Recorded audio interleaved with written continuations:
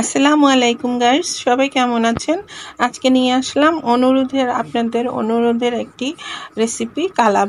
তো আমার কমেন্টে অনেকেই জানতে চেয়েছেন কালাভুনাটা কিভাবে করেছি। তো এইখানে আমি আজকে খুব শর্টকাটে কালাভুনা রান্না করেছি। সেটা রাঁধুনি কালাভুনা মশলাটা দিয়ে এখানে গরুর গোশত নিয়েছি আমি 2 কেজি। তারপরে ভালো করে কেটে ধুয়ে আমি পেঁয়াজ দিয়ে দিয়েছি 1 কাপ পরিমাণ। এরপর কালাভুনার যে প্যাকেটটা আছে রাঁধুনি, সেটার বড় প্যাকেটটা আমি দিয়ে দিয়েছি। 2 কেজি হলে পুরো প্যাকেটটাই লাগবে। যদি 1 কেজি রান্না করেন সেখানে অর্ধেকটা দিলেই হবে। এরপরে আদা রসুন 2 টেবিল চামচ দিয়ে দিলাম, 1 কাপ পরিমাণ সরিষার তেল, আর দিয়ে দিয়েছি একটু ধনিয়া গুঁড়া, জিরা গুঁড়া, আর টমেটো সস 1 কাপ।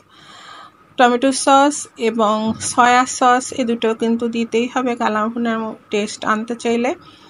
তারপরে এখানে সরিষার তেলটা ইউজ করেছি, যেহেতু সরিষার তেল দিয়েই আমি কালাভুনাটা রান্না করব।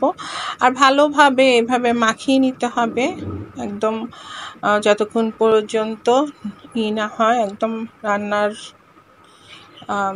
ম্যারিনেট করে রাখা যাবে।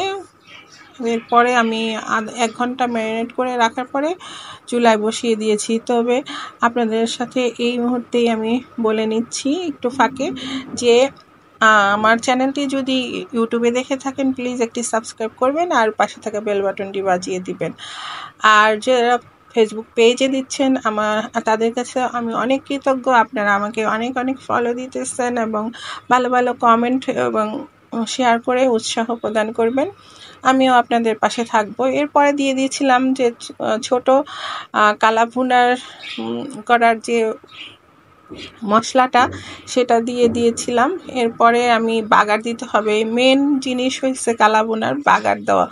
তো বাগারটা দিতে হবে সরিষার তেল দিয়েই, পেঁয়াজ, রসুন আর শুকনা মরিচ। শুকনা মরিচটা প্রথমে দিলে ভালো হতো, আমি একটু ভুলে গিয়েছিলাম, পরে দিয়ে দিয়েছি।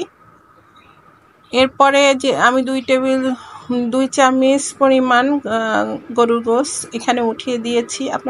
আমি কিন্তু বাগারটা ঢেলে দিতে পারতাম, কিন্তু না, এটার মধ্যে দিয়ে একটু ঢেকে রাখলে, বাগারের মধ্যে মাংসটা দিয়ে একটু ঢেকে রাখলে তো সেটার ফ্লেভারটা সুন্দর হয়। এরপরে আমি ভালো করে নাড়াচাড়া করে একদম কষিয়ে কালাভুনার যতক্ষণ পর্যন্ত কালারটা পারফেক্টভাবে না আসে ততক্ষণ পর্যন্ত নাড়তে হবে।